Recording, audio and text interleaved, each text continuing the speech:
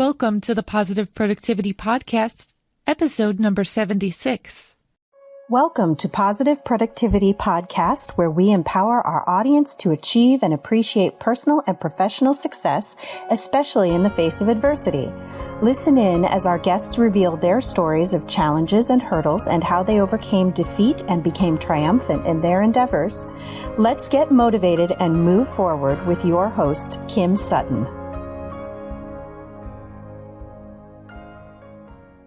Back to another episode of Positive Productivity. This is your host, Kim Sutton. And today I have Gretchen Mall from Gretchen Mall Consulting here to join us. Gretchen is a sales and success coach and the head boss lady, again, at Gretchen Mall Consulting. Welcome, Gretchen.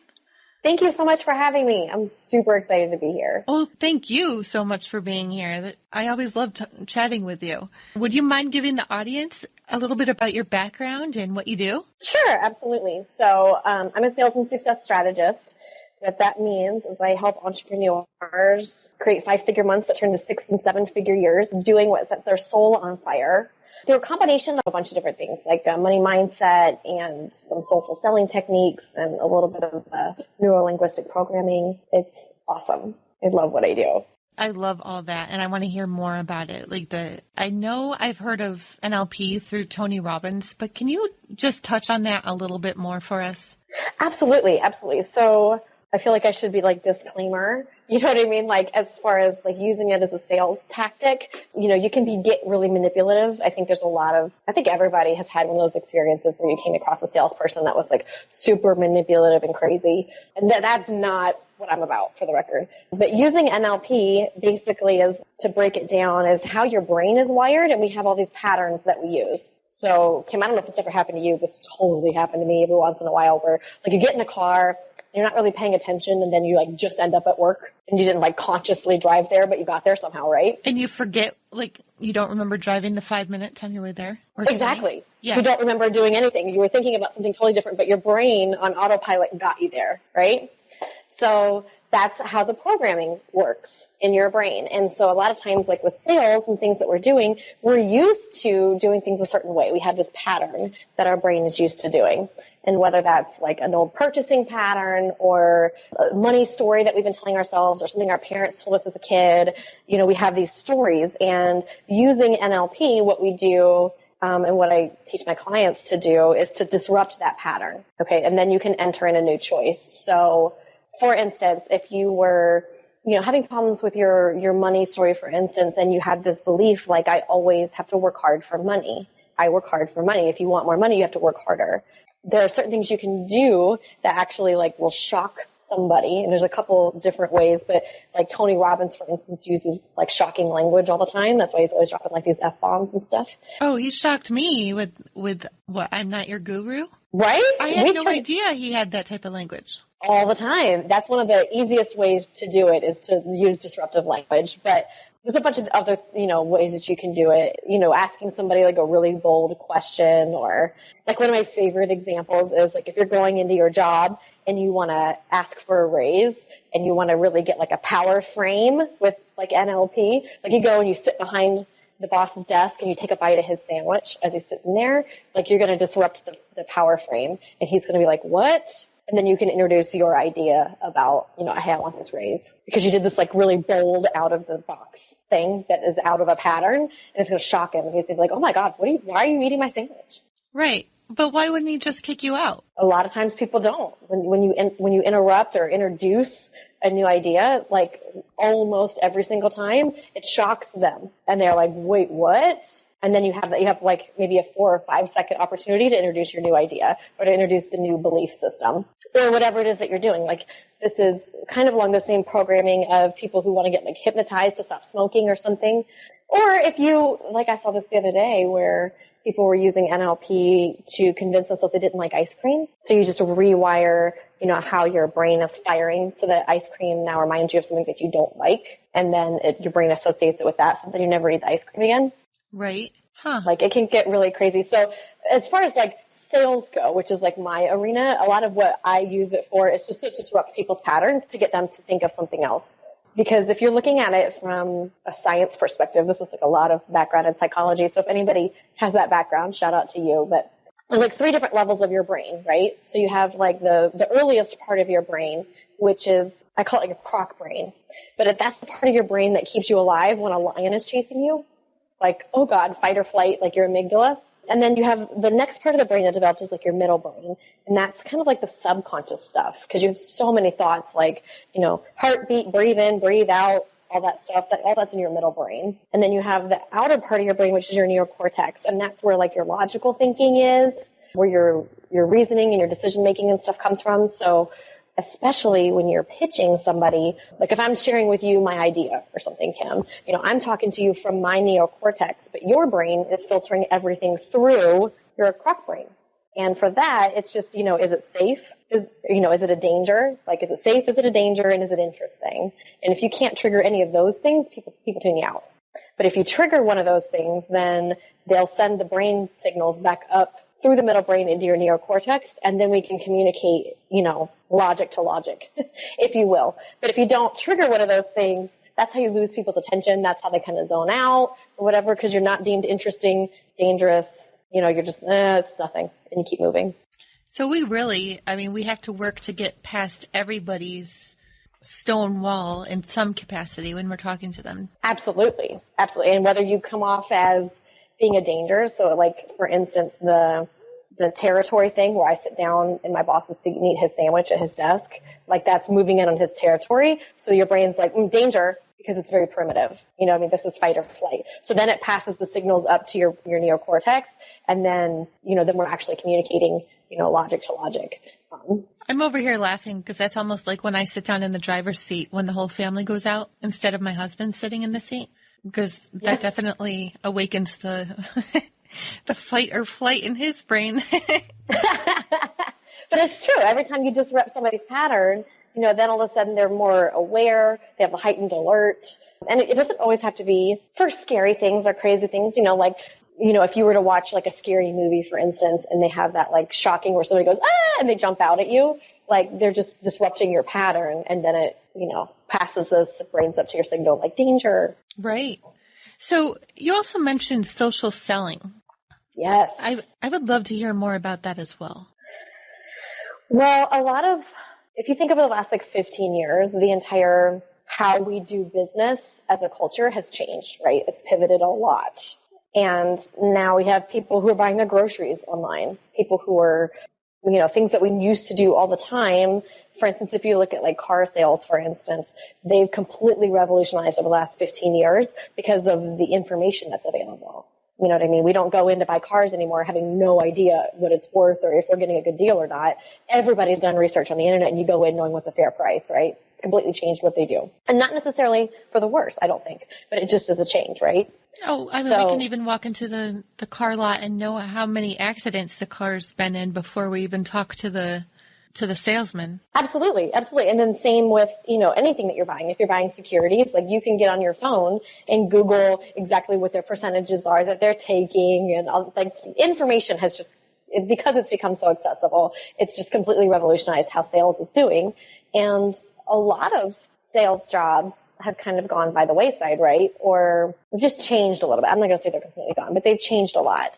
And social selling is the combination of using all of this high-tech stuff and then taking it to a high touch. Because almost everybody, I'm going to say every single person, but like almost everybody is online now, right? And especially if you're doing like a bigger purchase item, the odds are that you have done online research is like astronomical. And so if you are in a business, if you're an entrepreneur, you have a product or a service that you're offering to people, you need to have that online presence.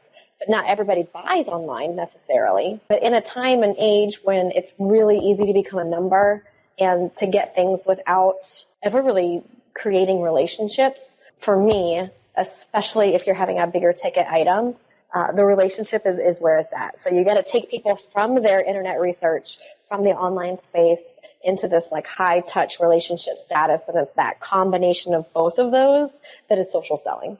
Where do you think people, especially those in the small business, B2B, maybe services area, could make the most improvement? Like, is there a general area that you see people forgetting about when it comes to social selling? I think over and over and over again, if you are in a small business or even business to business, I think the opportunity is to really look at, people don't pull out their wallets like because of a Facebook post or because of an ad necessarily.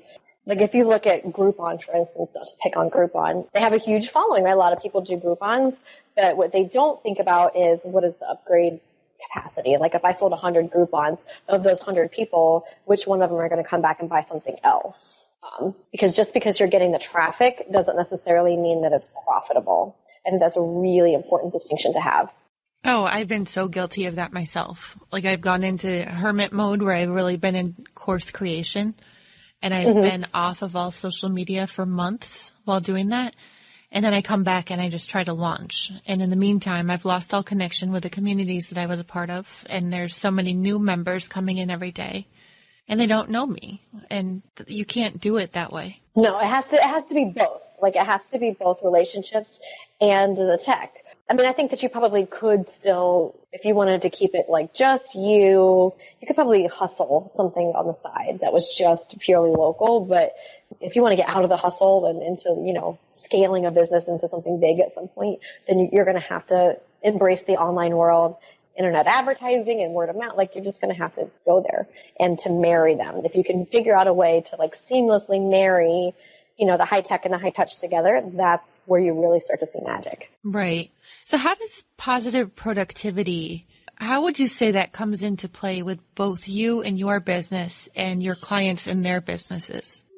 Well, it's funny that you say that actually, because I literally did a whole teaching module on this morning already. But it's really easy to get busy, right? Like we can all be busy all the time. There's a ton of stuff that I can be busy with. But in my business, in everybody's business, you really need to be cognizant of what are the income producing activities that only I can do, and then what are some other things that other people can be doing for me, right? So, for instance, if you have a problem with your printer and you spend the next 2 hours trying to figure out how to fix your printer when you could have spent 10 minutes going to Staples and printing it out and coming back, like, was that the most productive use of your time?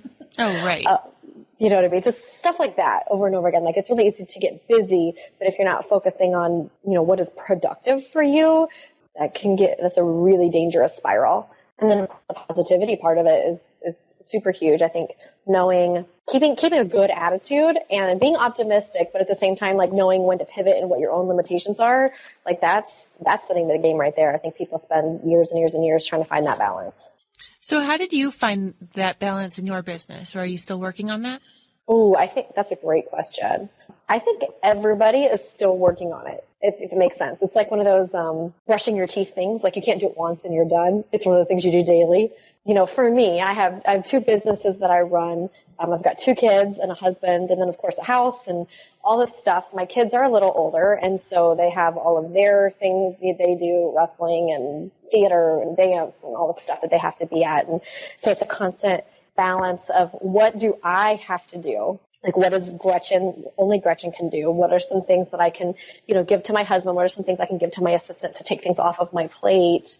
But at the same time, still be like moving the football down the field, if that makes sense. Like still working towards those goals at the end of the day. Oh, absolutely. I'm actually up against a wall tonight because we've got a soccer game 2 counties away and a choir concert. So here in this town.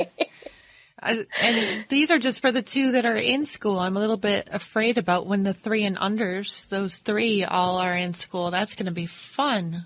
It is. It is going to be fun. I don't mean to be totally facetious, but it's definitely going to be the Sutton Circus around here more than it is so already. Oh, and I think every parent, whether you work at home or not, has that juggling. You know what I mean? There's always something to juggle and something to do. And that was one of the biggest reasons for me why I ended up going out and starting my own business, because I couldn't juggle everything I was doing and the day job that was just eating my life away.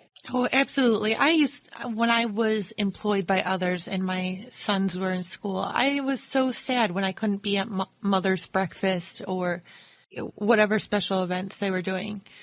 And there's still times I can't necessarily be at everything. And I think that needs to be sadly just a realization that a lot of successful parentpreneurs come to realize. We just can't do everything, but we can definitely do more than we could, hopefully, than when we were employed. But yeah. Yeah, well, and I think it's important to like prioritize, what needs to happen and what doesn't need to happen. So like my son's on a travel wrestling team and they practice twice a week for like 2 hours or something ridiculous.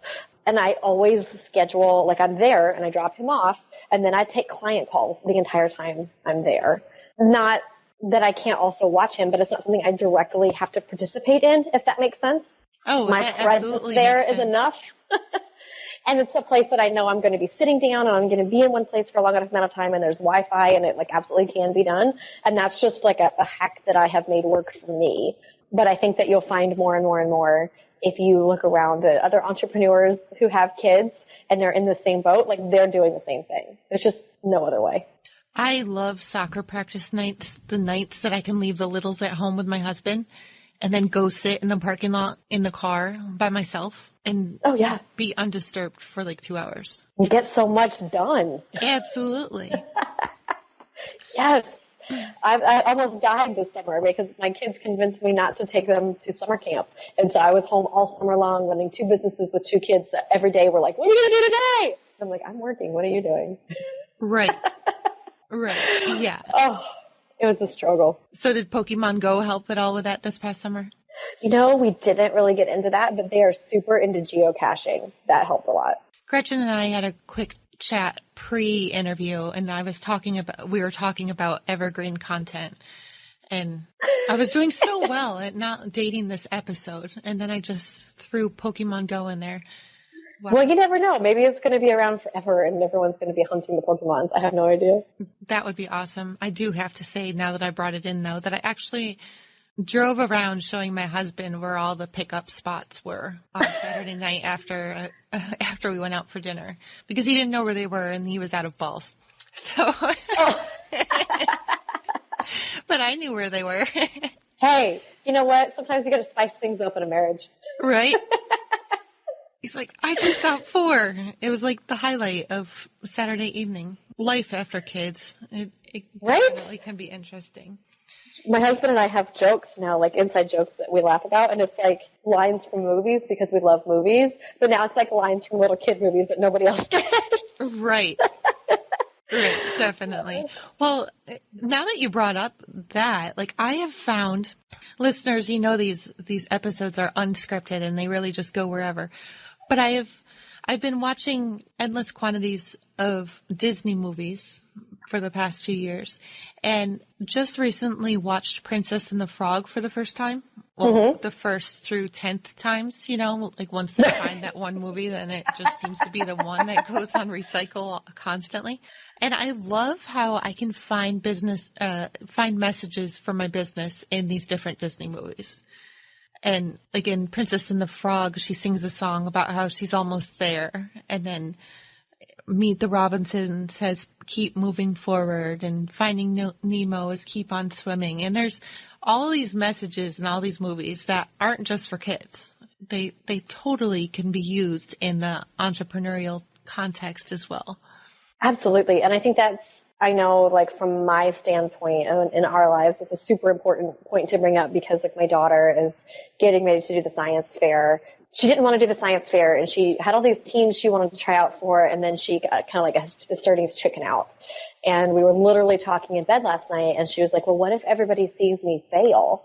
And I was like, babe, that's the point of the game. Like, go out and fail 10 times and surprise yourself with something that you're good at. But being afraid to fail and afraid to try, like we have all these things, I think, especially in our culture of kids that get, participation medals all the time and stuff. Like, if you never go out and try and fail and you only do the things that you're good at, you'll never grow. You'll never find that thing that you love. And that's a huge, huge part of my key message is like, go fail. Go out and do something and mess it up. Like, you're going to fall forward. I promise you, every single time.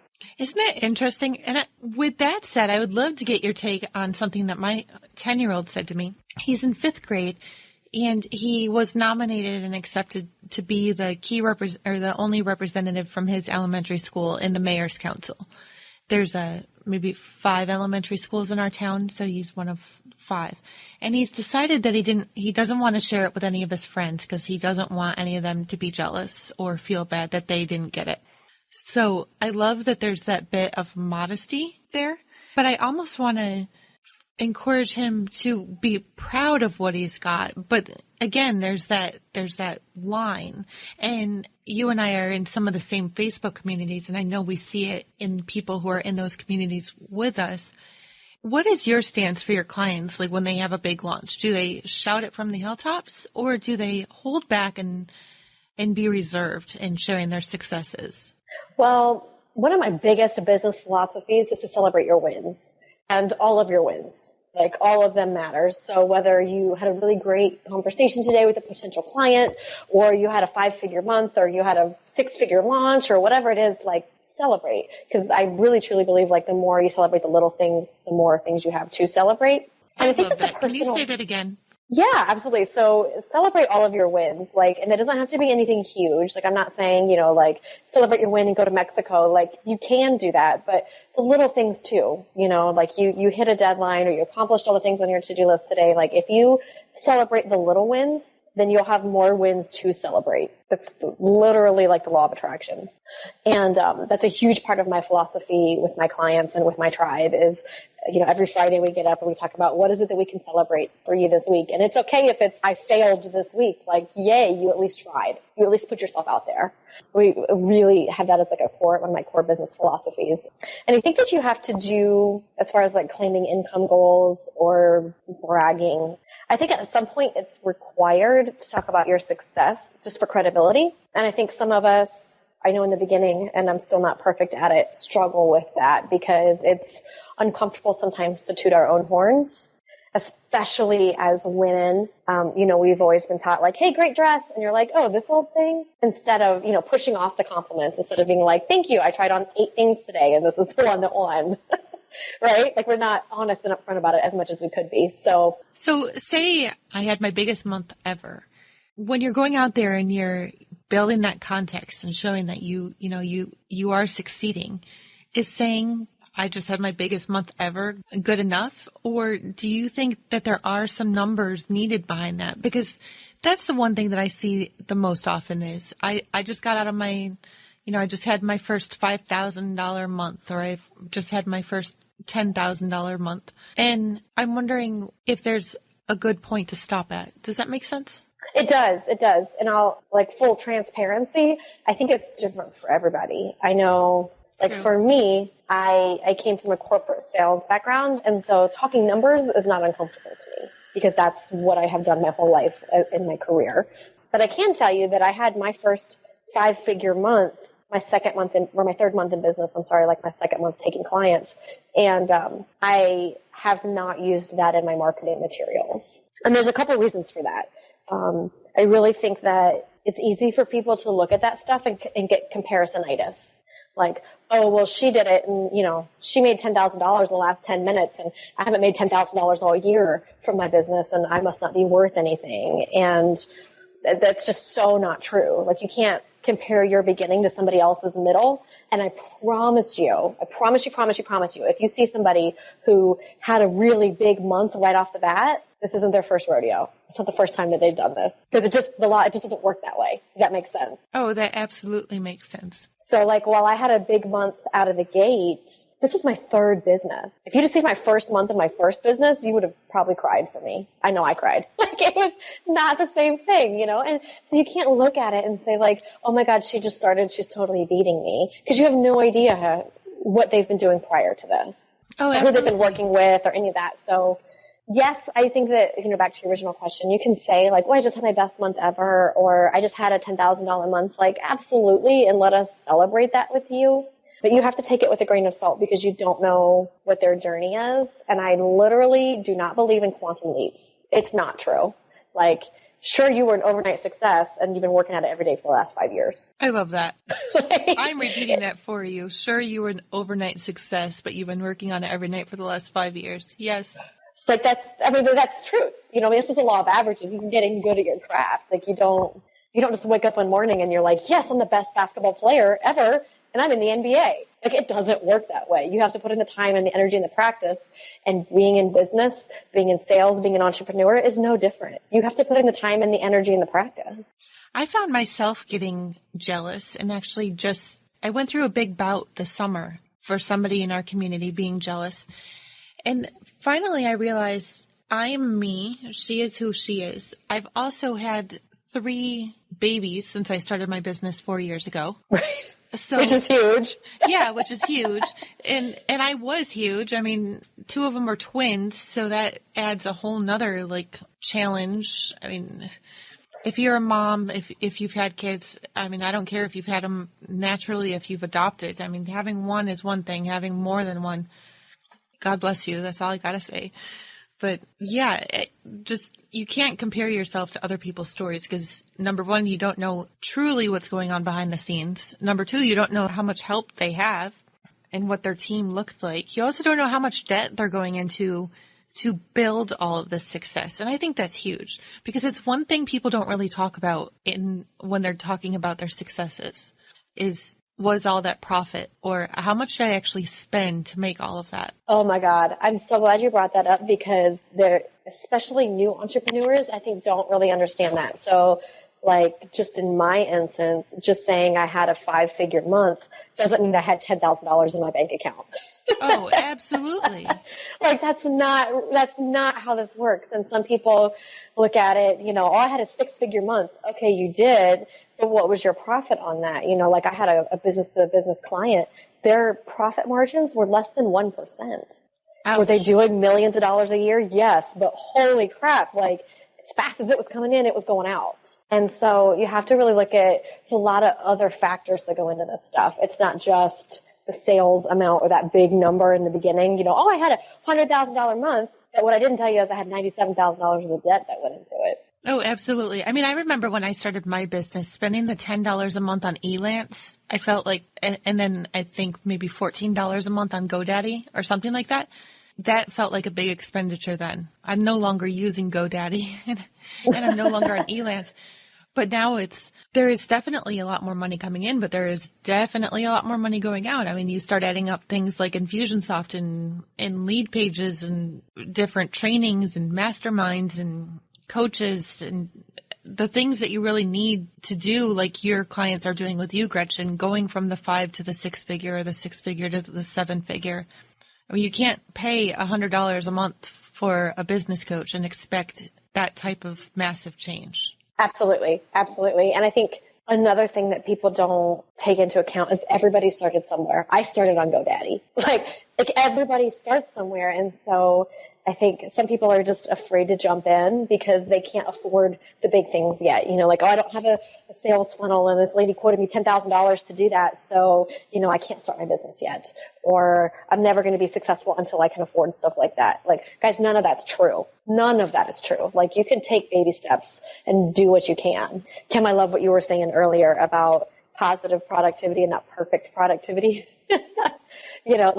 As a recovering perfectionist, done is better than perfect every single time. Oh, absolutely. Every single time. So, everybody starts somewhere. And if that's where you're starting, own it. Go celebrate that you took that step.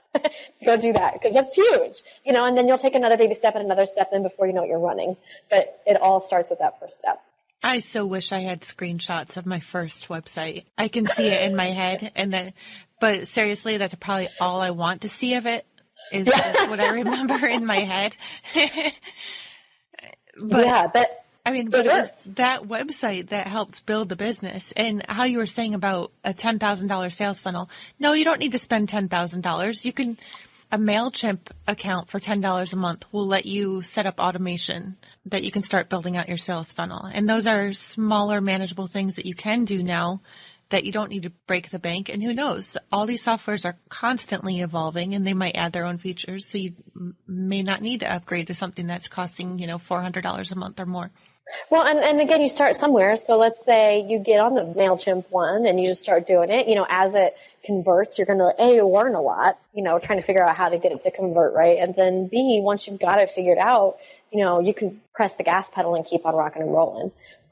In fact, I would highly encourage anybody, no matter what it is you're doing, if it's new to you, you don't want to fork out a ton of money in the beginning unless it's support. Support is different, but like a product or a service or something like that you're taking on, with the exception of like a mentor or coaching or something like that, just start little in the beginning until you get it working, and then you can throw a bunch of money at it. But like, you wouldn't run a bunch of Facebook ads to something you didn't know worked, I hope. Oh, no.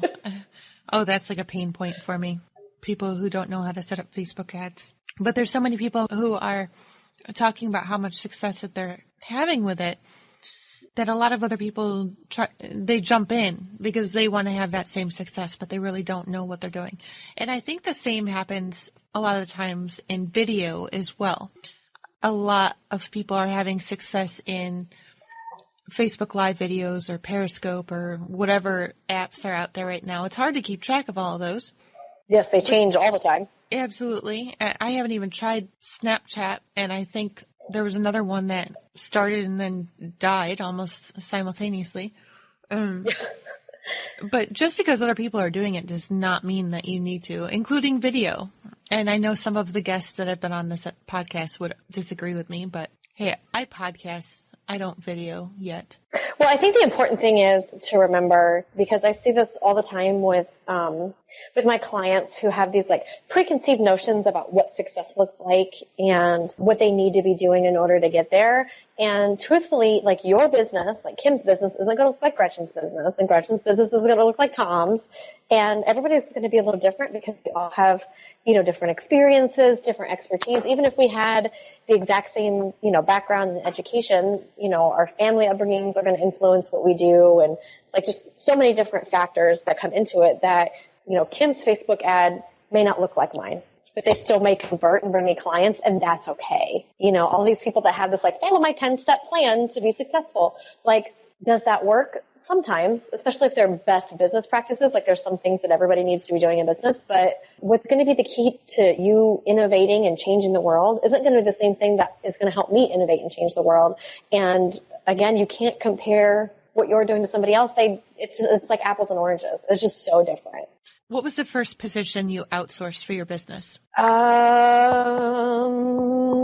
For my consulting business, or just in general? In general. Oh, marketing. Yeah. I know a lot of people, it's funny, like a very common misconception is that people assume that sales and marketing are the same thing, and they are not. They are absolutely not. And while I'm not bad at marketing, I don't love it. And so outsourcing that felt really good, and it allowed me to focus on things that I love and enjoy. And I think anybody who's been able to find their passion, when you get up and get to do things that you like every day, as opposed to this like long to-do list of crap you don't want to do, so much better. Would you agree or disagree with the comment that if you follow your passion, the money will come versus totally following agree. the money solely? Totally agree. And I've learned that the hard way. I mean, totally true. Corporate sales, there are a lot of people who are making a lot of money, and they're doing it in unethical ways or things that are gray, like living in that gray area. And you can do that. Like, I've seen, I could name probably 20 people off the top of my head who are making high 6-figure, 7-figure money every year living in that gray area. But what is true and consistent that I have seen over the last 15 years is that it is always limited. Like, yes, you can do it for 2, 3, 4 years, but at some point you burn out, you get stressed out, you start missing work, you stop producing in a way that feels good for you, so you stop doing it, and then the money goes away. And if you can find a way to make your business about the things that you love, you don't burn out. If you're constantly changing it and working with it in that way, then you don't have that drop off. And that's really, to me, the key to be sustainable. Are there ways in the beginning that you could kind of like, quote unquote, sell out and make more money? Probably, but you're going to shoot yourself in the foot long term. And I know, like, for me, this isn't a drop in the bucket. I'm going to be doing this in the next 5 years. I'm going to be doing this in 15 years. So in order to be in that place, I want to set myself up for success now, because it's a whole lot harder to pivot when you have 7 figures on the books than it is when you have $10,000 in the book. Oh, right. Yeah. Sort of like turning the tractor trailer versus the little sports car. Oh, exactly. Exactly. A sports car isn't probably the best example, but yeah. No, but same Ford thing, Focus, yeah. If you're in a train and you've got 2 cars behind you, it's a lot easier to change direction and do what you're doing than if you have a mile-long train and you slam on the brakes. Like, it's a lot harder. You're going to lose a lot more clients, pivoting, and it doesn't have to be that way. But I will say that if you found yourself in a position where what you're doing no longer serves you and you're not happy to be doing it, but you're stuck because you feel like you're stuck with the money, I've been there, totally been there. After my youngest was born, I was in this whole existential crisis because I was in a job where I was making really good money, but I hated it. And I felt like it was like killing me inside very quickly, not even slowly, like really, really quickly. And I didn't know how to pivot and I didn't know what to do. And I felt like I was too old to change and too old to start something new. And guys, none of that's real. Like that's just your ego talking. Like you're never too old to start something new. You're never too old to pivot. I don't care if you're 90 years old right now. Like you can change and you can do something that sets your soul on fire and make money doing it. Oh my gosh. I'm sitting here laughing to myself because I have probably 10 more years to pay on my student loans for the degree I graduated with in 2001 for a career path that I would never want to go back to ever again. Totally feel you. I know that. Was it a learning experience? Yes. I learned about relationship building, that's for sure. I have my degree in interior architecture and you would never know by looking at my house. Let's just put it that way. So maybe someday I'll use those skills. And I don't mind paying that student loan. I mean, I have to. That's what I signed up for. But I don't regret it because now I'm doing what I love and hopefully someday it would be awesome to have that windfall. Is windfall a good thing or a bad thing? It sounds sort of like it should be a bad thing, but I think everybody says it in a good way. Anyway, right? I don't think it has to be a bad thing. I don't know. But, maybe someday I'll be able to pay it off in a second and not have to worry about it anymore. But anyway, my point was, just because I have a college degree in a certain subject does not mean I'm stuck in that path forever. And if any of you are in that situation, don't let anybody tell you otherwise. No, and I was exactly in that situation. Like my degree is in music. I don't do anything with it. It doesn't really pivot into anything else. And everybody kept saying, well, you can go teach piano lessons. And I was like, I want to pull my hair out and stab myself with, in the eyes with toothpicks before I teach little kids piano lessons. Like, it's just not my thing. And, I looked at going back to school and the cost of education in this country has skyrocketed and it was crazy ridiculous. And it was like, I'm going to pay all this money out to make the same amount of money or less than what I'm making now at this job. And the crisis is real. Like I guarantee that there's at least one of you out there listening to this podcast right now who's in that situation. And I felt very trapped. My family had, stuff. I had kids, I had a mortgage, car payments. Like we had a life and I didn't want to sacrifice that. But I'll tell you what I did do. I took the vacation money that we had been saving and I invested it in my first business and I got a mentor. And I said, listen, I just put all this money into my business and I have to have it back because I am not going to be that mom that turns around and tells their kids, like, we're not going on vacation because mommy spent the vacation money.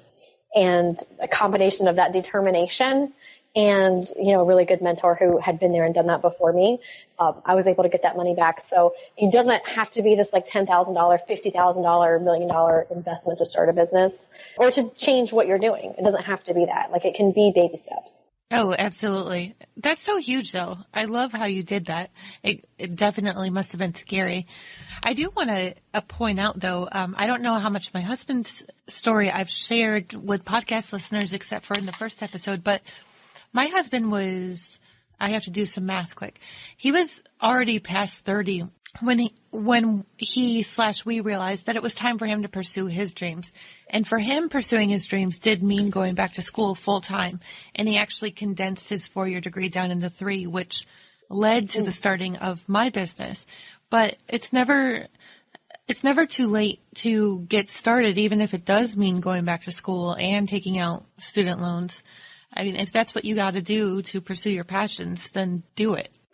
Absolutely. Well, that was not the path that I took, but that doesn't mean that's not the path for you. Right. And actually, my stepmom, she went to college after my sister and I started. And I don't want to put an age on her, but she wasn't a spring chicken when she got her master's. And she went and got her bachelor's with us, So it's never too late to start. Well, and I think to your point here, whether you pay to go back to school or you invest in an e-learning course or something. Like e-learning is growing at ridiculous rates every year. So if you're not getting a piece of that, you should. Whatever you're doing, make a commitment to learn something new every day. Read 10 pages of a good book. Go back to school and learn something. Take an e-course. Get on Udemy or however you say it. Or lynda.com. Yes. Just do something to keep your brain going. Like one, it's super good against like Alzheimer's and brain disease and all that. But that's what life is about, guys. Oh, absolutely. Well, Gretchen, I want to thank you for taking so much of your time for us today. And I want to be, what's the word I'm looking for? Hey, this is about positive productivity, not perfection. Mindful of your time. So I think this is definitely a conversation that we're going to have to pick up again on another episode. But in the meantime, where can listeners find you and get in touch and learn more about you and your business and how you may be able to work together? Absolutely. So you can find me at GretchenMall.com, and it's mall like you're shopping, M-A-L-L. I am at Gretchen Mall across all social medias. So, find me on Twitter and on Facebook and all that jazz. And yeah, if you're looking to grow your business, it doesn't matter if you're going from like 0 to 3 or from 10 to 20 or, 100,000 to $1 million a year. Like, I can help you do that. I've done it all. Fabulous. Well, thank you so much again, Gretchen. And thank you to listeners for being here for another episode of Positive Productivity. If you enjoyed what you heard and you know of anybody who could benefit from this information, please share the episode in your social media feeds. And I'd also love your reviews and ratings on iTunes or Stitcher. So thanks again, Gretchen. Oh, absolutely. And you guys shout me out on Twitter when you hear this. I would love to see who's listening. Hey there, this is Kim Sutton, host of the Positive Productivity Podcast. And I just want to take a quick moment to thank you for listening to this episode. If you enjoyed it and were inspired, I would love to hear your feedback. Please take a moment or two and visit the podcast on iTunes, Stitcher, iHeartRadio, or on my website at thekimsutton.com to leave your rating or review. I'd also like to invite you to join the Positive Productivity Book Club and to find out more about my coaching packages by visiting thekimsutton.com. Until the next episode, I hope you have a positive and productive day.